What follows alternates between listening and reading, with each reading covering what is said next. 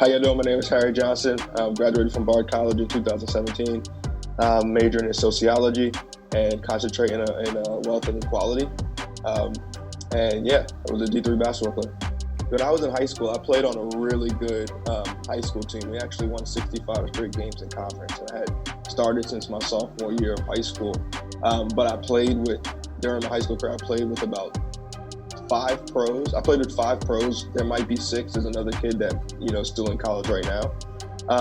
And so even though I started for those 3 years, I wasn't really highly recruited because I was a 3-and-D glue guy, low risk, high reward player, never really messed up, kept the team together.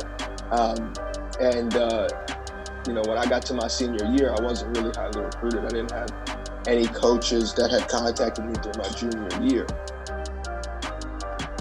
I would say September of my senior year, I was taking an AP calculus class, and at my school, we didn't have a teacher for the class. It was only online. And I got an email from a coach at Sarah Lawrence College, and he emailed me telling me that he was really just rebooting a program there. They were starting from the ground, and he'd love a player like me to come be a part of his program. And when I got that email, it actually gave me a bit of confidence that I didn't have previously. To go like, oh wow, like there are coaches out there that are interested in me coming in and contributing to their programs. So what I did was during that AP class, probably for like the next 2 weeks, I would show up and I would just look at all the schools on his schedule, and I emailed him back, and I emailed all the schools that they played. Then I went to all those school schedules and I emailed all those schools. Then I went to all the conferences of all these schools and I emailed all the conference, the coaches, probably in the Liberty League, in the NESCAC, in the SUNY and all of them. So I probably ended up emailing about 150 different coaches and got 3 emails back. One of those was from Bard, one was from RPI, and the last was from Sarah Lawrence. I was a low-income student coming out of high school, and there's just the connections I was able to make with the coaches and developing like really significant relationships with them throughout my senior year. They were able to put me in contact with other individuals who were at these colleges who could really give me more information that kids like me usually wouldn't have access to. More information about financial aid, more information about the opportunity programs that are at these different schools. And through those networks that I was able to foster, from those 150 emails, I ended up being able to get a full tuition scholarship to go to Bard College, which changed my life, to be 100% honest. I would say that me getting to Bard wasn't really my decision. Once that full tuition scholarship came through, that decision was made for me. And I really didn't know what Bard was as a college at the time. I knew who the coach was, I knew what the program was, I knew how personable the people that I was able to talk to had been from the institution, but I had only gone up for one visit for one day. I don't even think I had done it overnight before I actually made that commitment. But it's the best decision I ever made, man. It was, to make the decision to go where you're wanted. I'm a true believer in that. It's funny, my mom, I have a little brother right now who's in high school, and he's going into his senior year of high school, and my mom's like thinking about his recruitment process and all of this. And I think once you go through it yourself, you have a really good insight into, how to navigate that process. But I just recently realized in conversation with her that she had no idea I'd even sent those emails. I remember pulling up one of the emails and showing her probably about 3 or 4 months ago, basically just trying to calm her worries around my brother's recruitment. Like, look, this is not a hard process. It really takes some guts and putting yourself out there, but it's not a really hard process. And she was kind of taken aback by the fact that I had been sending those emails, because the timestamps are still there, like 9:30 a.m., middle of the week, senior year of high school, which is wild. I'd say first off, just being a young man of color and going up to a college like Bard College, which is like in the middle of nowhere, upstate New York, super liberal, hippie type of culture up there. It was very much a culture shock when I got there. It was also a social shock. I would say it was financial shock as well, going to a school that cost $75,000 a year.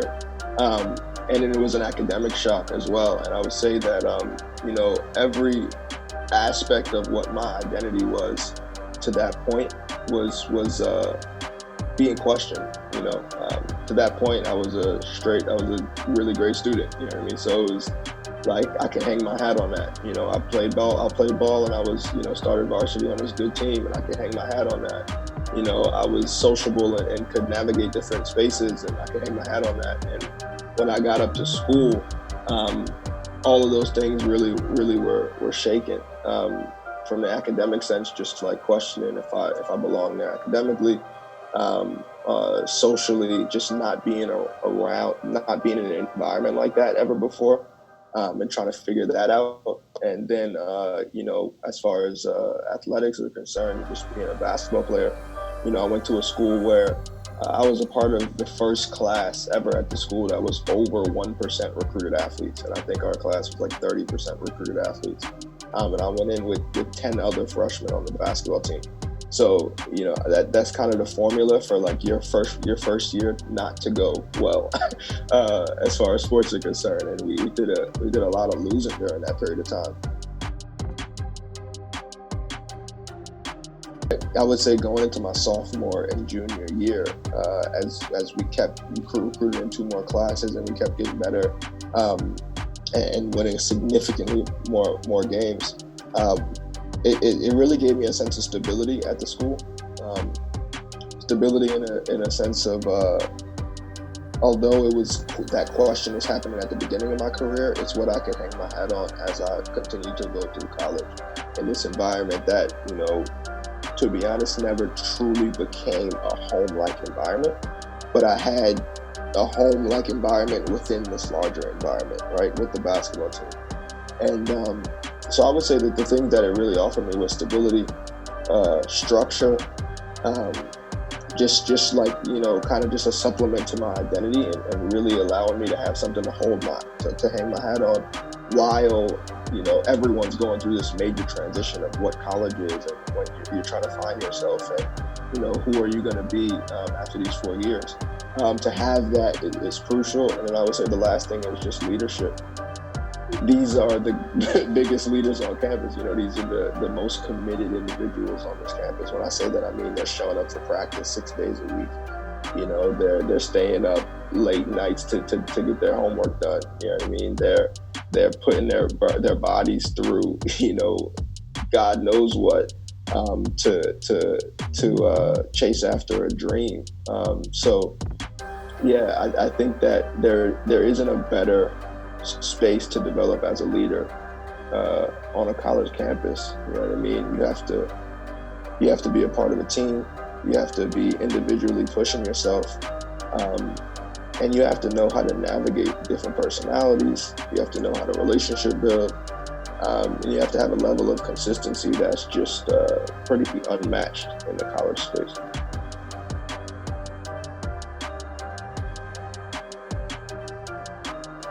Around January my freshman year, I had totally tapped out. We were having a rough season. It was a rough transition for me into the school, and I ended up calling one of my mentors, and I just basically told him, look, I gotta leave, I gotta transfer. I had a bunch of friends at University of Delaware that were partying hard. I went down there for a few parties, and it's just look, I gotta get out of here. And when I made that call, he was like, look, you're there for this next semester, so what I want you to do is we're gonna put the papers in for transferring and all that, but I want you to make Bard the place you want it to be this semester. I used this semester to make it that place. And that was the semester that I started to coach in a program called Dream to Achieve, which one of my assistant coaches started in Hudson, New York. It was an AAU program, completely free to all participants. And all participants had to, if you were part of the team, you had to be a part of the tutoring center. So you had to go to tutoring at least twice a week. If you had a C or lower, you had to go at least 3 times a week. And then we took them on a 5-tournament circuit, a couple overnight trips, and putting myself in that during that spring, it attached me to something that was, beyond just being in the classroom and trying to push forward, like doing work. But what it also did is like it allowed me to tap into, what my great passion was, which was working with young people, developing young leaders. And as a part of that program, I got into the program because of what sport did for me, and I wanted to like continue to push that and give that back. There were so many significant people in my life that used basketball to help push me forward. Bard at the time was putting forth a huge effort, like colleges all across the country are doing right now, to get more low-income students and students of color on their campuses. When there are communities right around their campuses, right, that are affected by things such as poverty in significant ways.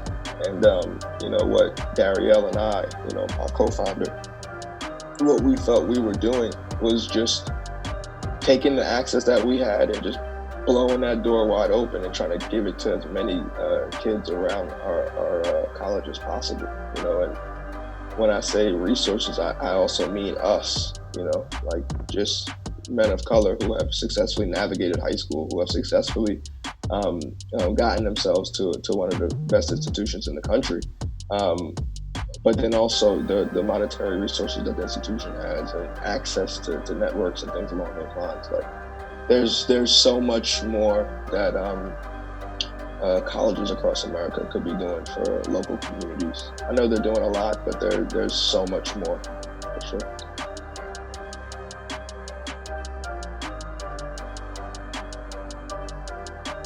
It's interesting in the fact that like basketball is what took me into the community because I wanted to give back through that. But then it gave me a vehicle to find what I was truly passionate about, and that was, creating and increasing opportunities for other young men of color, for them to have access to things that, the majority of us just don't have access to. And that includes not just role models and people to look up to, but also just access to information, as we were talking about earlier. And access to opportunity. Bard College is about 15 minutes away from Kingston, New York, where we were doing our work. And none of these guys knew Bard existed before we started this program. I started to see other programs, other mentorship programs in the community that were serving young men of color specifically, but didn't really have many men of color on their staff, and couldn't really successfully recruit men of color to help push their work forward. And at the same time, a friend of mine had started a group on campus called Brothers at Bard.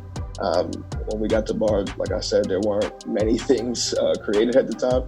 There was no Black student organization on campus. There was no men of color forum or anything along those lines. So he started a safe space on campus for men of color to come together, talk about what's going on in life, talk about what's going on in the world. And at this time, this is 2013, going into 2014. So Trayvon Martin had been killed the summer before, and that verdict had come out. And Mike Brown had been murdered that spring, and the Black Lives Matter movement was kicking into gear. So during this time, not only were we experiencing this a trying time being men of color on Bard's campus, but like nationally, there was this conversation going on around our identities. So that group that started to meet every single Friday, I went to the group and pitched, why don't we go into the community and take this space into the community for high school kids? Why don't we create a space for them to talk critically about their experiences in their schools and their experiences just like at large in the world right now with everything that's going on. So I started that program as a first semester sophomore, and obviously that means I stayed at the school, and over the next 3 years we've just continued to develop the program, and by the time I was a senior, we had launched a tutoring center in the high school that ran twice a week. We were doing four college tours per year for young men of color in Kingston, New York. We were also running a group mentorship program out of the Boys and Girls Club for that group that was a part of our tutoring center.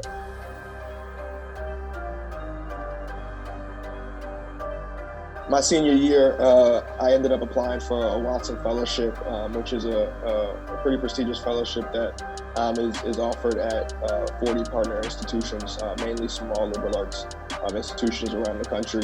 And what the fellowship is if you win, you get a $30,000, I think it's $35,000 now, grant to travel the world for a year by yourself with no supports to pursue a project of your choosing. So I propose to travel around the world and look at how sport is used as a tool for development and also a tool to increase community ownership of development initiatives. Yeah, so I applied for that my senior year. Like one thing to highlight is just like this is a scholarship or a fellowship that is offered primarily at the Division III schools. And the process it was pretty rigorous. You know, it was an interview process on campus where you have to pitch your project, sit in front of a board of about 10 people, and then if they choose you to be one of their 4 nominees, they nominate you to the national award. And for the national award, you have to sit down for an hour interview one-on-one with a former Watson Fellow themselves. And then you find out around March, I think March 15th of your senior year. So I had ended up applying in November and sat around waiting till March. And it was kind of like, thank God that I got the fellowship because I hadn't put much effort into, other options for myself graduating. Especially graduating from a place like Bard where you have to do your senior thesis your senior year, so it makes it hard to think about life after. But yeah, so I was awarded that fellowship and I had the opportunity to travel to India, Nepal, Sydney, Australia, Cape Town, South Africa, London, Rio de Janeiro, Brazil, and also Sao Paulo, Brazil, and worked with a ridiculous amount of organizations during my time.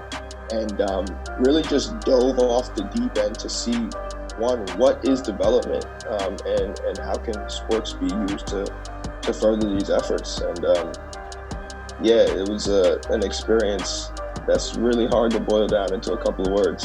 But yeah, the experience of a lifetime for sure. I think you ask most people today, if you could do anything in the world, like what would it be? And a lot of people would tell you they would travel the world. And to do that the first year out of college, to start your adult life in India, you come away with a lot for sure.